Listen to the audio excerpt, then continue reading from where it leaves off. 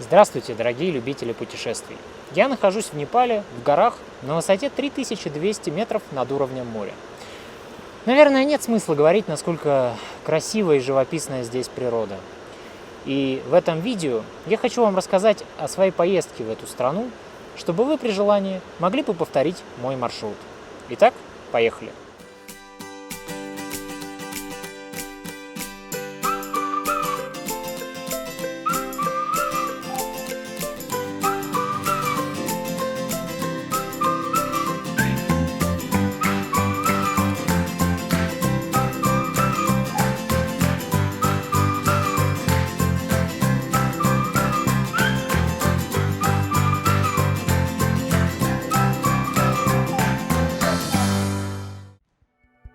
Мое путешествие, как обычно, начинается в аэропорту Домодедово. К сожалению, прямых авиарейсов до Катманду из Москвы не существует, поэтому пришлось выбирать авиакомпанию с наиболее удобной для меня стыковкой. На рынке предложений немного, но среди наиболее доступных и лучших по соотношению цена-качество вариантов оказалось предложение авиакомпании Etihad. Мой самолет держит курс из Москвы в Абу-Даби, в один из самых комфортных, на мой взгляд, аэропортов мира. В аэропорту Абу-Даби вы найдете все, что нужно уставшему после ночного перелета путешественнику. Вы сможете вкусно поесть, бесплатно подзарядить свои девайсы, а для состоятельных путешественников доступны услуги большого спа-комплекса, расположенного на территории аэропорта. На утро я вылетаю из Абу-Даби в сторону Катманду.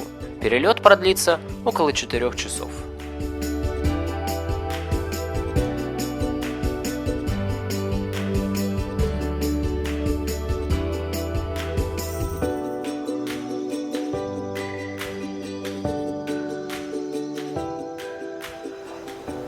В Непал, конечно же, главным образом приезжают для того, чтобы увидеть Гималаи. Но подобно тому, как театр начинается с вешалки, Непал начинается с Катманду. А Катманду начинается со ступы Бодхнатх, главной местной достопримечательности. И именно сейчас я нахожусь как раз в этом священном месте. За моей спиной ступа Бодхнатх.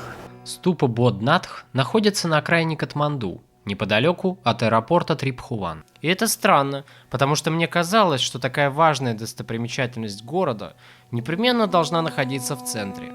Такси из Тамиля обойдется вам примерно в 400 рупий. Вход стоит еще 250.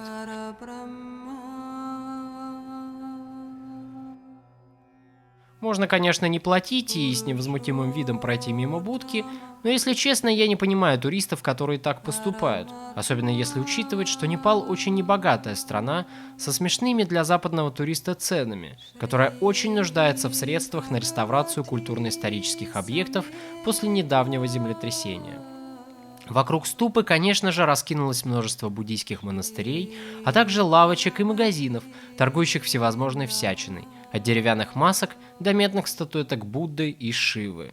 Продаются здесь и альбомы с совершенно невообразимой медитативной музыкой. Не пожалейте денег и купите несколько дисков. Не повторяйте моей ошибки, потому что по возвращении домой вы такую музыку уже нигде не найдете.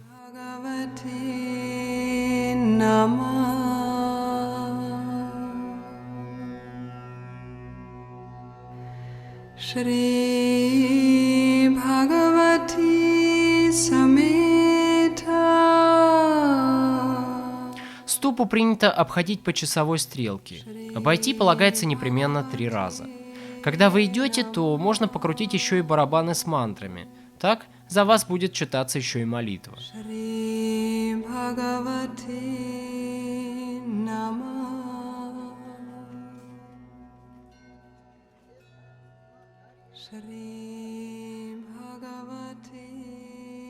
Ежедневно Бодхнатх притягивает к себе какое-то невообразимое число человек. Это и буддисты-паломники, и простые туристы, и люди, приехавшие сюда в поисках последней надежды. И здесь действительно ощущается сильная энергетика. Проявляется это лично у меня каким-то гармоничным состоянием духа, которое как бы нисходит откуда-то сверху. Становится вдруг так хорошо и спокойно, что понимаешь, сел бы здесь на лавочке и сидел бы так долго, наслаждаясь этим покоем.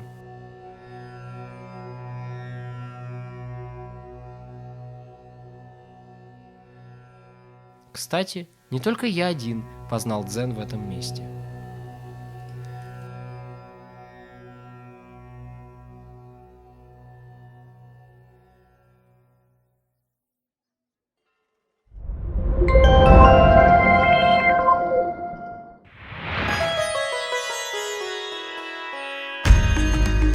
Следующая туристическая достопримечательность Катманду – Сваямбу-Надх, или храм обезьян.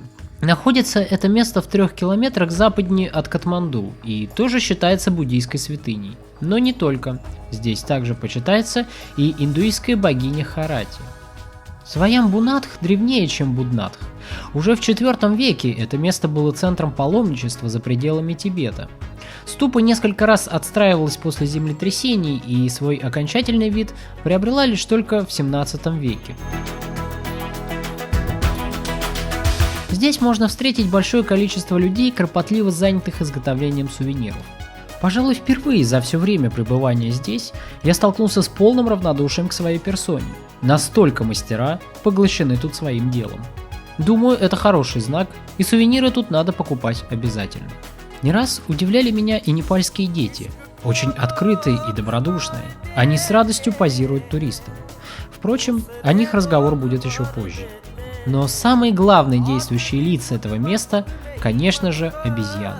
Их здесь такое количество, и они находятся так близко к людям, что в первые минуты после приезда в это место постоянно хватаешься за фотоаппарат, а в последние уже лениво прогуливаешься мимо, не обращая на наглых мартышек ровно никакого внимания. Лестница Сваямбу-Надх состоит из 365 ступеней по числу дней в году. Чудовищно высокий подъем компенсируется прекрасной смотровой площадкой с видом на Катманду. Но из-за обыденной для Катманду пыли над городом постоянно висит муар, который затрудняет в солнечное время обзор. Конечно же, наверху путешественника ожидает, нет, вовсе не Будда, а очередные торговцы с сувенирами. Я подоспел как раз к обеду. Люди деловито пережевывали рис с чем-то похожим на мясо, запивая все это дело простым чаем. Обезьяны же суетливо пытались разделить по-братски связку бананов, но вот что-то у них это не очень получалось, пока ее кто-то спешно поедал.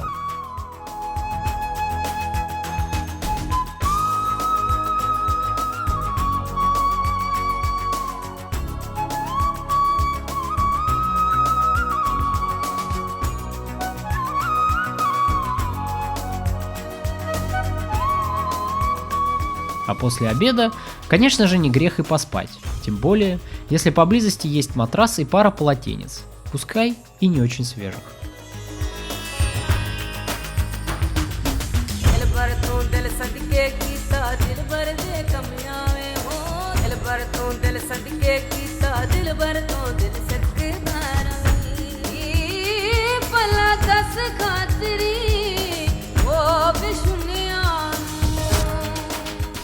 В целом, Monkey Temple вполне оправдывает свое название, потому что кроме обезьян, по большому счету, здесь смотреть больше не на что. Обезьяны здесь привыкли к людям, находятся они очень близко, их можно поснимать, понаблюдать за ними, но следует быть очень осторожным, потому что иногда обезьяны могут и приставать к человеку.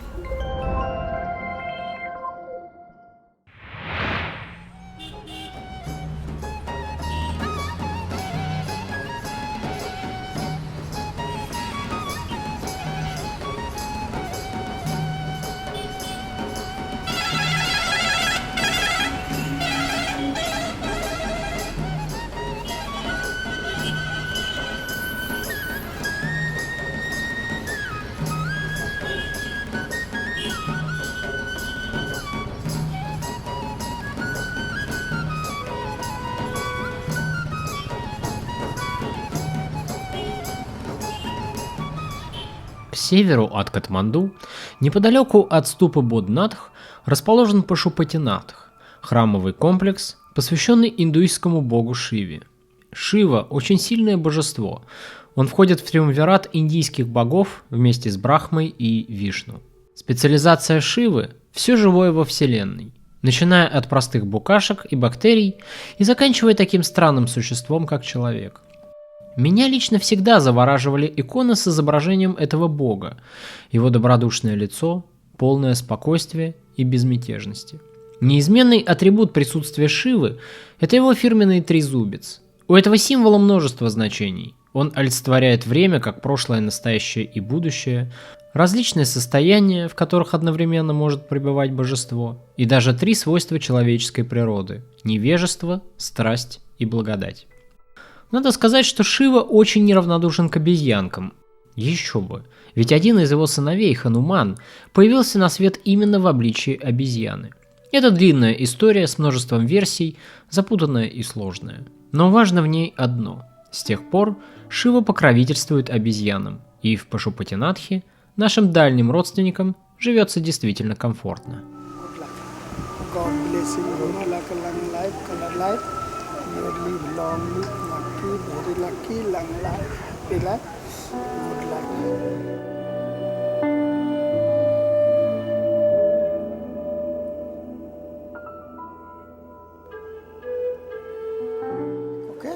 Yes. Ну вот, если немного заплатить этим милым мужчинам, можно сняться в их компании, еще вам сделают интересный обряд. К слову, эти милые мужчины чуть не содрали с меня 1000 рупий, хотя мы договаривались о 100, и я еле от них откупился 600, так что будьте всегда начеку. Помимо мошенников, которые прикидываются садху, в Пашупатинатхе работает множество астрологов и колдунов. Они предсказывают людям судьбу, проводят всевозможные обряды, очищают карму и раскрывают чакры. Многие старики приходят к ним узнать дату своей смерти, и некоторые из них остаются здесь, в специально построенных храмах, для того, чтобы умереть прямо в Пашупатинатхе. Конечно, не стоит и говорить о том, как хорошо зарабатывают люди, которым доступна прямая связь с Шивой.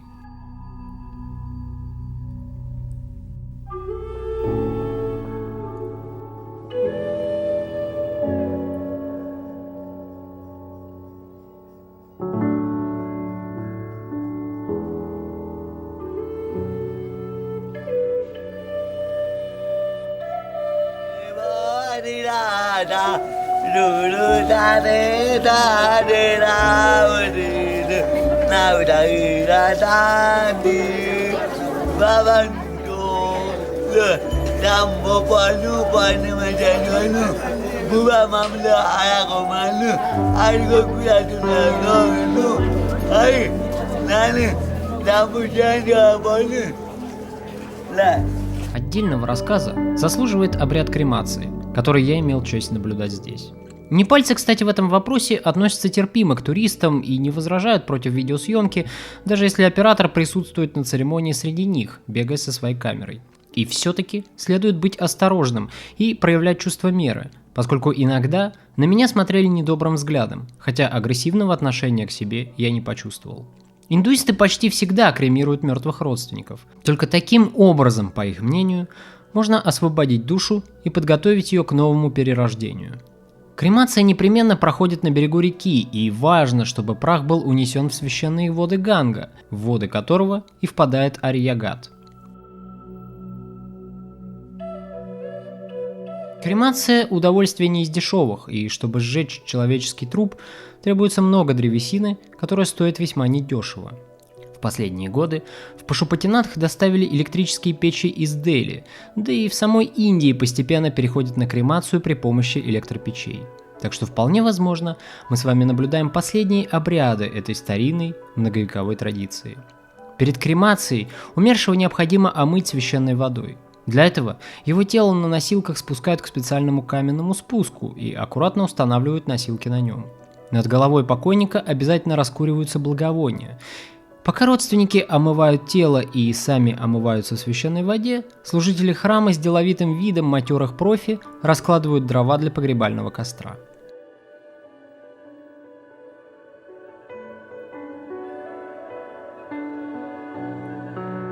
Женщинам не принято присутствовать на похоронах, все делают непременно мужчины. В индуистском сообществе исторически так сложилось, что вдове покойного в нем не было места. У женщины, лишившейся мужа, не было шанса вступить в новый брак, и, соответственно, о ней некому было позаботиться и обеспечить ее материально. Более того, вдова считалась чуть ли не приносящей беды, поэтому она была вынуждена взойти на погребальный костер своего мужа и отправиться на тот свет вместе с ним. Некоторые действительно настолько сильно любили мужа, что делали это добровольно. Иные поступали так от безысходности, а других принуждали к этому даже силой и толкали в костер родственники покойного. Но западные веяния рано или поздно сказались и здесь, и с начала XIX века кремация живых людей запрещена уголовным законодательством. Однако место женщины в семье после смерти супруга по-прежнему стоит под вопросом. Главную работу делают мужчины. Сыновья умершего сбривают с тела все волосы, оставляя лишь маленькую прядь на затылке, и надевают белые одежды. Тело умощают благовониями, заворачивают в саван из белого шелка и сверху накрывают нарядным покрывалом, после чего на носилках несут к месту кремации.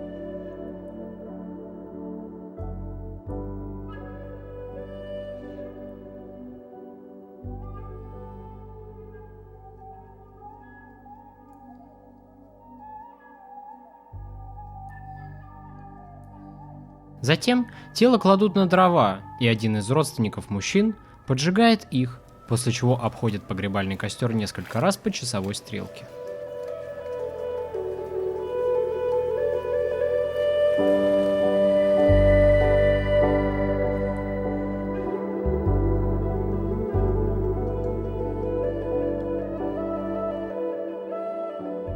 Причем важное значение имеет пол умершего.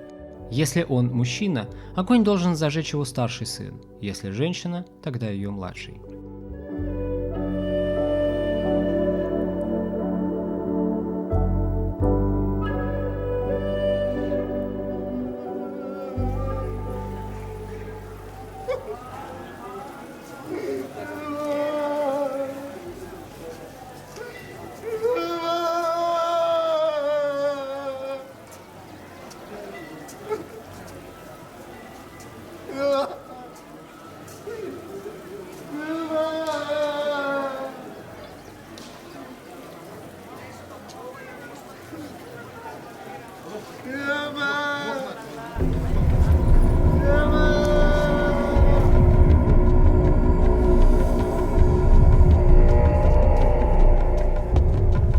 Теперь все сделано. С тела снимают покрывало и гирлянды оранжевых цветов. Родственники в скорбном молчании расходятся по домам. А служители храма доделывают всю оставшуюся работу, накрывая тело сухим хворостом и давая огню прогореть изнутри.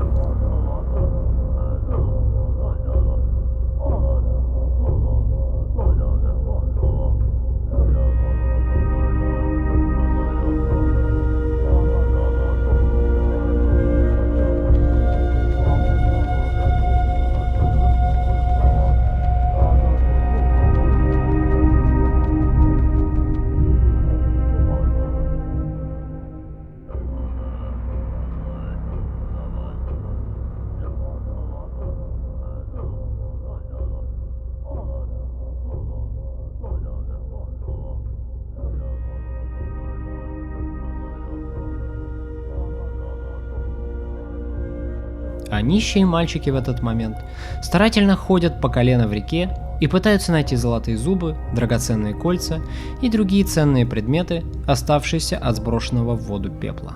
Возможно, кому-то сегодня очень повезет, и он сможет найти кольцо или зуб, который затем выгодно продаст в ювелирную лавку. И вся семья этого мальчика ляжет в этот вечер спать не на голодный желудок.